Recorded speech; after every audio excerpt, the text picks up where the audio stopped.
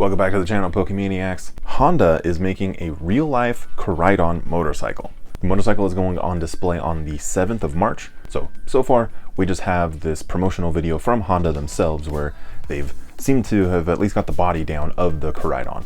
They do state that at the event the motorcycle will not be rideable, but in a news release, it does sound like they are trying to make a rideable version on the website for this collaboration. It does say that the engineers are working daily to try to bring new features to the motorcycle, specifically the Honda Riding Assist, which is pretty crazy that they're doing this. A while back, Toyota actually made a real-life Koraidon, and that one was able to actually get up and start walking on its own. So interesting that they're using these two different manufacturers to build these things, but crazy that we also have the technology to create these things. Let me know your thoughts on this though down in the comments. The New York Toy Fair was this weekend, and of course many toy manufacturers were there showing off some Pokemon items. Jazzwares had this nice Charizard display over at the fair.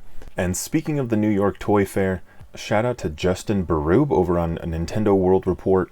Dude scored a ton of photos of Jazzwares' booth out there, specifically all of the Pokemon stuff. There is probably too much to go through, but just some quick shout outs. There seems like there is a new battle playset that's coming out.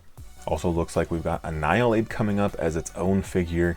And also if you look really close, there is a Diglett also in there, which is kind of fun. Also have a photo of a new Carry playset, which looks kind of fun, I guess, if you're into those types of things. Got a shot of the 5-inch sleeping plushies, as well as some of these larger ones on that bottom shelf.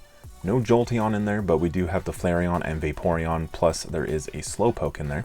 There's also some 12-inch plushies potentially coming out here soon with that Venusaur. This is looking kind of fun. There's a new wave of 5-inch Pokeball plushies also, seeing the Dive Ball in there, as well as the Moon Ball. There also is a new summer line of plushies. We've got this Squirtle with a little visor on. We got Pikachu with some sunglasses. I don't know, pretty cute theming actually, and there's also some new little 2-packs that should be coming out as well. Then the 3-inch translucent figures, ditto possibly making a comeback, but also we have this translucent Alcremie.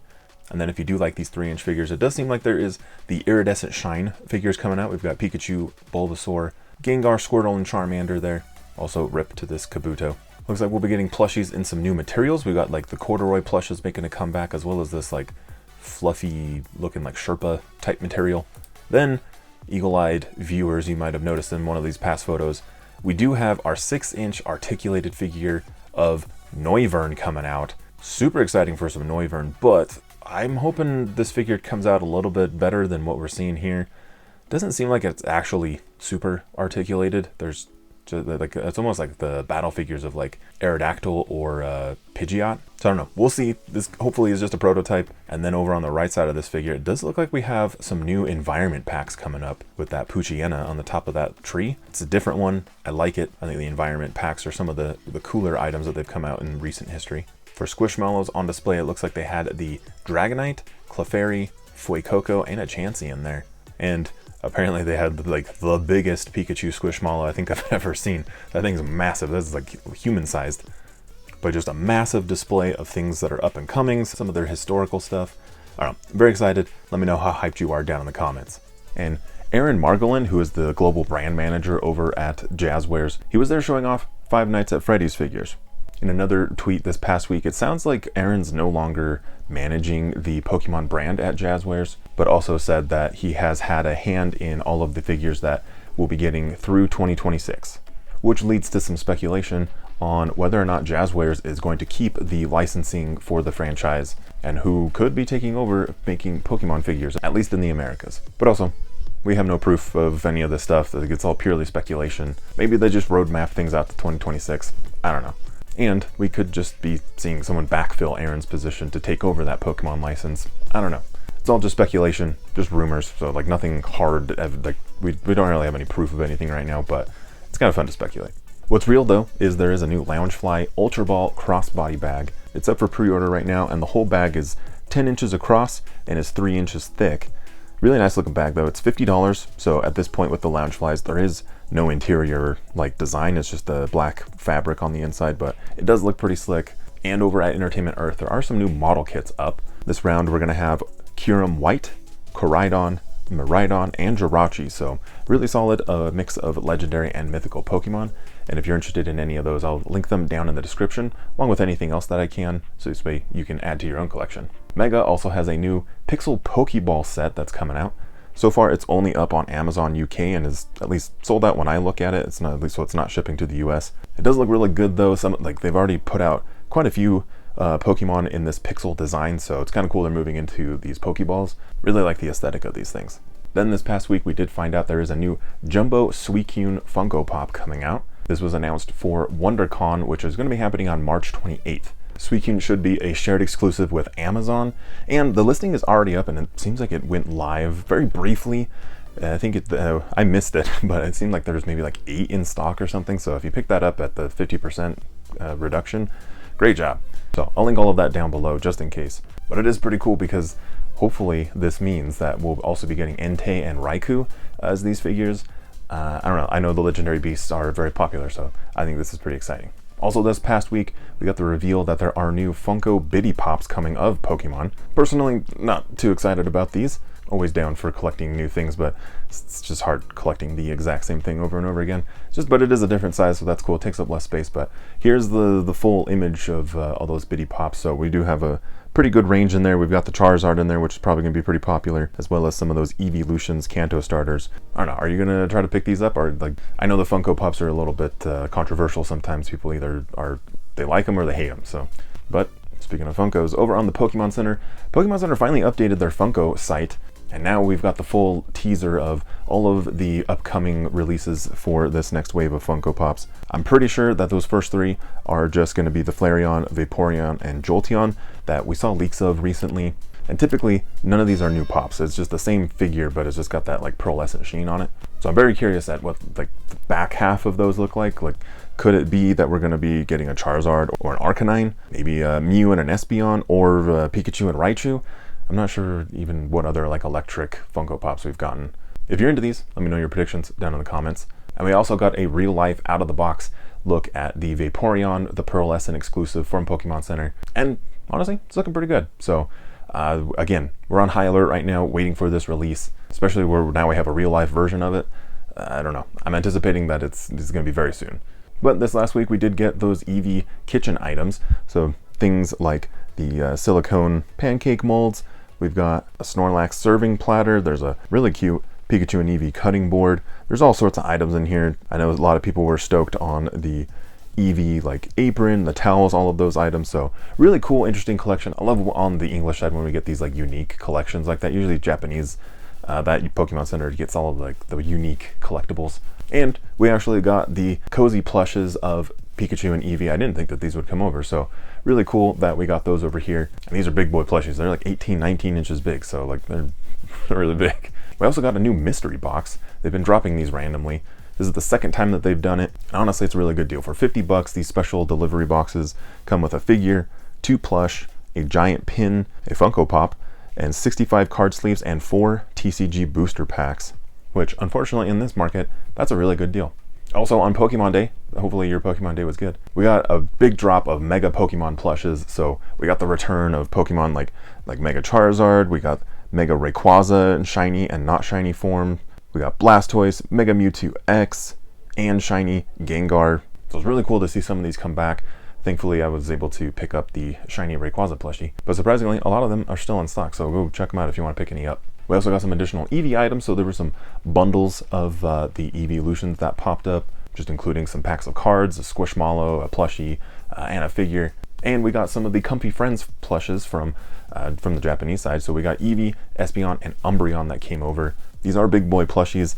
The Eevee and the Espeon are like 15 inches tall, and the Umbreon's 18 inches. The ears give it a little extra height. But talking about the Japanese Pokemon Center, we actually got some preview images of a prototype figure from the Kotobukiya Artifacts figure of Callum and Froakie. So no paint on it quite yet, but it is looking really sharp, I think. And honestly, I really love the pose of this Froakie. I don't know, there's a lot of like character behind that, so can't wait to see this with some paint on it, which we got the prototype, so hopefully we get something pre-orders coming up real soon. The Japanese side though does have the Botanical Easter collection up on their site. They always have some really interesting things, so there's a big collection. Inside the collection we do have these plushies featuring some Pokemon in their Easter themed costumes. We also have keychain plushies to go with those, an embroidered bag, a themed shoulder strap for that bag, or I mean, honestly, you can really use it on any bag. There's also some clothing items like a sheer inner top and a sweatshirt to go over it. We've got earrings and a scrunchie, a pouch to put your things in, socks, of course, we've got to have some socks in there, a hand towel in case you need one.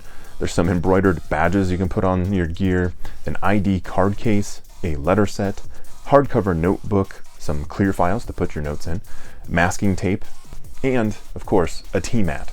So blitz that really fast. This is a big collection. There's lots of unique items in there. I do imagine that those plushies will probably make it over to the US side, but I don't know. Based on the look of them, we might get something different. I'm not sure yet. Then also coming from the Japanese Pokemon Center, we've got new Kanto starter figures. These are the Soft B vinyl figures. We've got Venusaur, Charizard, and Blastoise coming. These were released for Pokemon Day, celebrating the release of Pokemon Red and Green. The figures are themed after those models though. Also, like, I think that's really cool just to see those classic designs kind of come back. They do have some light articulation on the figures, and at least based on this photo, these look pretty good, and we looked them up on the Japanese Amazon site.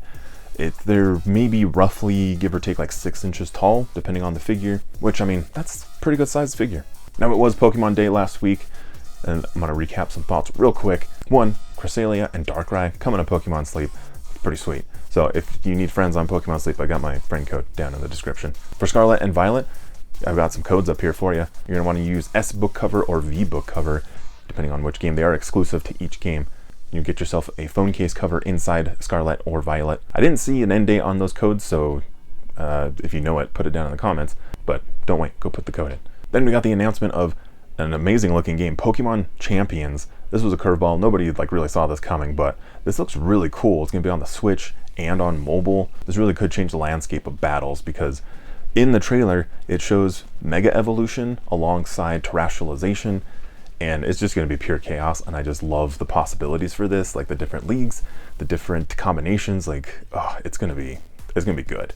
There's some speculation out there that maybe this takes over like the World Championships as the official way that we battle, and I see that as a possibility. I also see it as a possibility to train your Pokemon a certain way, like, because you gotta monetize it somehow. So maybe we do like time saver items, we do like different like battle training things, like, I don't know, I could see them monetizing that way. But based on this graphic, it looks like they don't actually move from like Pokemon Home to Pokemon Champions, but they just like reference each other. I don't know, maybe I'm reading that differently, but it just seems that it's not, they don't actually live in Pokemon Champions, your Pokemon. But we need more details on this game. There's really just the teaser out and some of these promo images, but I think it looks fantastic. The graphics look great. I'm like, honestly, I'm just like really surprised at how stoked I am on something like this. I'm not great at battling, but I still like it. Then of course, we had new footage of Pokemon Legends ZA.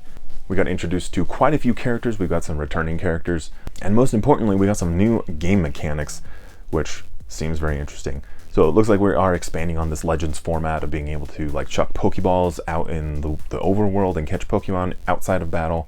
But it also seems that we can influence a Pokemon's movement inside of battle.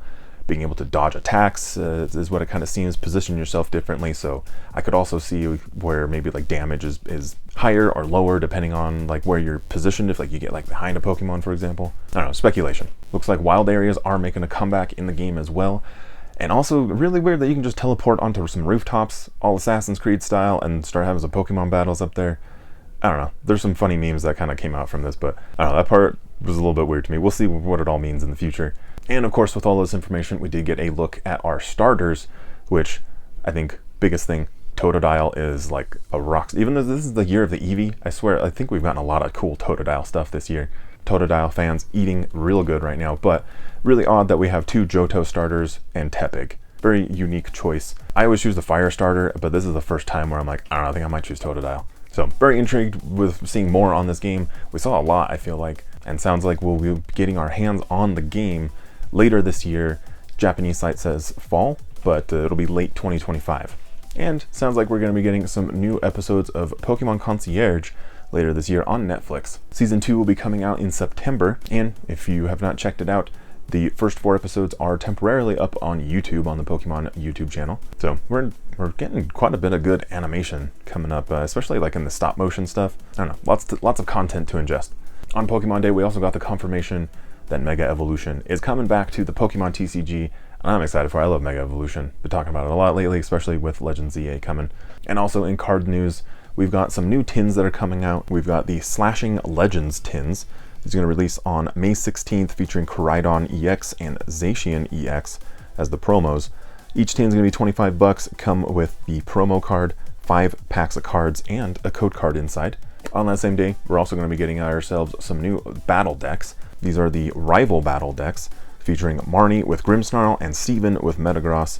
Each pack is going to feature a 60 card deck with loads of goodies on the inside, plus a code card so you can play it online. And I love Stephen Stone, and I'm going to have to buy a couple of those.